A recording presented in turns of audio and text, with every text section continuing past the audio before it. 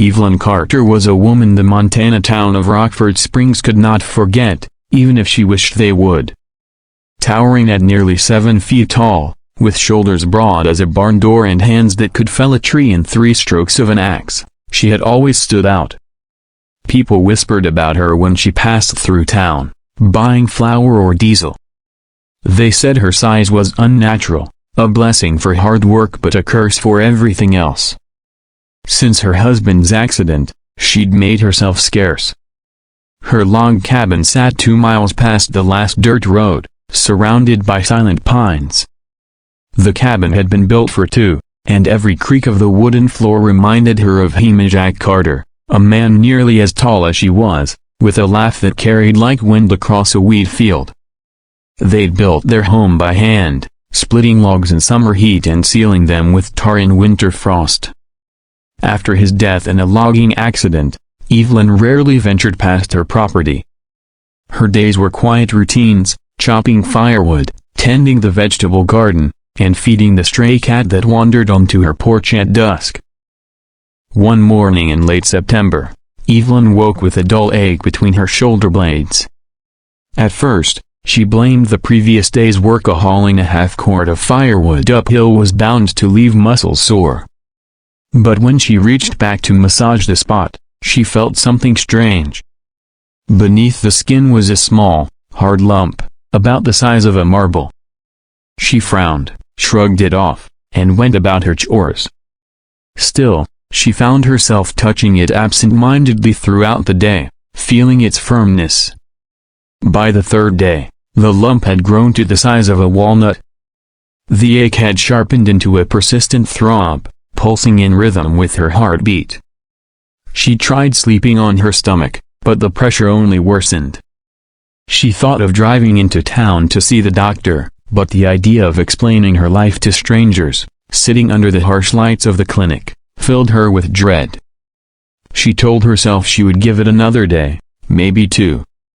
The lump didn't listen. By the end of the week, it felt hot beneath her skin, as if a coal had been pressed into her back. Some nights, she swore she could feel it shifting, a subtle movement deep in the muscle.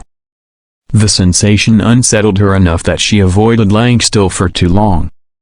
Instead, she chopped wood long into the evening, exhausting herself until sleep came in heavy waves, keeping her from noticing the strange life growing in her spine. On the 10th night, a cold wind rattled the pines around her cabin. Evelyn had just banked the fire in the wood stove and crawled under the thick quilt her mother had made decades ago. Outside, the forest creaked and groaned, the sound of branches surrendering to the wind. She lay on her side, staring at the shadows dancing along the log walls. Just as her breathing slowed toward sleep, a sharp, searing pain exploded in her back, jerking her fully awake. It wasn't the slow ache she'd grown used to. This was a burning, ripping sensation, as if the skin itself was splitting open. She sat up, clutching at her shoulder, but her fingers came away not with blood, but with a faint shimmer of warmth she couldn't explain. Her breath came in shallow gasps as the pain intensified, radiating from the lump like a wildfire spreading outward. She staggered toward the bathroom mirror, her feet heavy against the floorboards. When she turned her back to the mirror, she expected to see swelling or perhaps a dark bruise. Instead, her skin was stretched taut over something glowing faintly beneath the surface, like a candle's light trapped inside frosted glass. The sight rooted her to the spot. She gripped the sink, the old porcelain cool beneath her fingers, and stared in disbelief. The glow pulsed in rhythm with her heartbeat, each flash brighter than the last. She barely had time to think before the lump ruptured with a wet, tearing sound. A rush of warmth spread down her back, but it wasn't blood that spilled out. Something small, golden, and moving emerged into the air. Evelyn stumbled back, nearly knocking over the towel rack, her eyes locked on the impossible sight before her. The thing hovered in the dim light of the bathroom, shedding a faint dust of gold that sparkled in the air. For a moment, Evelyn's mind scrambled for a logical explanation to some rare parasite, a hallucination brought on by fever, a dream she'd wake from any second. But the creature in front of her blinked, tilted its head, and with an almost hesitant flutter, moved closer to her face. She could hear her own breathing, ragged and loud, the sound of the wind outside suddenly far away. In that moment, she knew her life in the lonely cabin had changed forever. Evelyn stood frozen, her massive frame filling the small bathroom doorway. The thing that had come from her back hovered only a few inches from her face, a golden glow radiating from its delicate body. It was no larger than a sparrow, yet its presence seemed to fill the entire room. Its wings shimmered with a translucent brilliance, each beat scattering motes of light into the air. Its tiny face was strangely human, almost, but finer, more intricate, with eyes the color of warm amber. Evelyn's breath trembled as she stared, caught between awe and disbelief. The creature tilted its head, its wings slowing until it hovered almost motionless. A faint sound, like the chiming of tiny bells in a distant breeze, filled the room. Evelyn realized it was speaking, though the words were unlike any language she knew. Yet somehow, deep in her mind, she understood them. "I have been inside you for a long time," it said, the voice both male and female, soft and resonant at once. "Waiting." Evelyn's knees weakened, and she sank onto the closed lid of the toilet, her huge hands gripping her thighs. "Inside me?" she whispered, the words catching in her throat. Her life had been filled with solitude and silence for so long that the very act of speaking to another being, no matter how strange it felt foreign. The creature nodded, its gaze fixed on hers with an intensity that was neither threatening nor gentle, but something older, deeper. "Your husband's love he had broken bar it didn't vanish," the voice continued. "He wished for you never to be alone. I am the seed of that wish, grown in you over years, until I could no longer remain hidden." Evelyn's throat tightened. For years she had carried grief like a weight strapped to her shoulders, never daring to hope for its release. She thought of Jack, his booming laugh, the way he'd split logs with a single swing, his hands rough but warm when they held hers. The memory of his face blurred as tears welled in her eyes. "You a broken bar, you're saying Jack did this?" Her voice trembled between fear and longing. The creature hovered closer, its glow warming her cheeks. "His love found a way," it said simply. Evelyn reached out instinctively, her hand enormous compared to the creature's tiny frame. It did not flinch as it landed gently in her palm, its golden dust clinging to her skin like fine powder. She could feel a faint pulse through its fragile body, a rhythm that seemed to match her own heartbeat. The warmth spread up her arm and into her chest, easing a tension she hadn't even realized was there. She sat in silence for a long moment, staring at the impossible being that now rested in her hand. The creature's presence seemed to bring a stillness to the cabin. The wind outside no longer howled, the creak of the old walls faded into silence. Even the fire in the stove burned without sound, its light mingling with the creature's glow. Evelyn realized she was breathing more easily, her chest no longer heavy with the weight of years of loneliness. "What am I supposed to do with you?" she finally asked. The creature tilted its head again, as though amused by the question. "Live," it said. "Not survive. Live."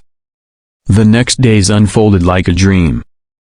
The creature Evelyn could not bring herself to call it anything but the light. It stayed near her, perching on her shoulder when she worked or hovering beside her when she read by the fire.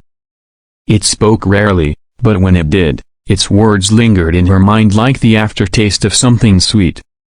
She learned that it needed nothing she could give via no food, no water, but seemed nourished simply by her company. For the first time in years, she found herself speaking aloud, telling stories of her childhood, of Jack, of the life she had lost. At night, she no longer lay awake listening to the emptiness press against the cabin walls. The light would settle on the headboard above her, casting a soft glow that filled the room. She would fall asleep under its watch, dreaming not of loss, but of places she had never been: wide fields under violet skies, rivers flowing with silver water, forests where every leaf shimmered. She awoke with a sense of peace that startled her each morning, like finding herself in a home she had forgotten she owned. But the outside world was not entirely absent. One afternoon, while hauling firewood, Evelyn spotted her nearest neighbor, Tom Weaver, trudging up the dirt path toward her cabin. She hadn't spoken to him in nearly 2 years, but he raised a hand in greeting. "Saw smoke from your chimney," he called out, his breath clouding in the crisp air. "Figured I'd check you're doing all right." Evelyn hesitated, glancing toward the cabin window where the light's glow flickered faintly. She forced a smile. "I'm fine, Tom. Better than fine, actually." Tom's gaze lingered on her longer than necessary, as though searching for something in her expression. "You're a broken bar different," he said finally. Evelyn felt heat rise in her cheeks, though she didn't know why. "Maybe I am," she replied, shifting the weight of the firewood in her arms. She watched him walk back down the path, feeling an odd mixture of relief and caution. The light had hidden itself during the brief visit, but she couldn't shake the thought that some things were too strange to share with the world. Weeks passed, and winter tightened its grip on the Montana hills. Snow piled high against the cabin walls, and icicles hung like glass daggers from the eaves. Evelyn moved through the days with a steadiness she hadn't known since Jack's death. Yet a quiet awareness began to grow in her, a sense that the light's presence was not permanent. It never said so outright, but in its pauses and in the way it sometimes hovered near the window, gazing out at the snowy horizon, she sensed an unspoken truth. This was a gift, but gifts could not always be kept. One night, as the wind howled outside and the fire crackled low, the light spoke again. "Soon, I will leave." The words settled over her like a shadow. She swallowed hard, staring into the flames. "Leave? Where would you go?" The creature hovered before her, its glow softer than usual. "Back to where love waits to become something new. I was here to remind you that you are not made for silence." Evelyn's eyes burned, and she clenched her jaw. "I can't lose you. Not again."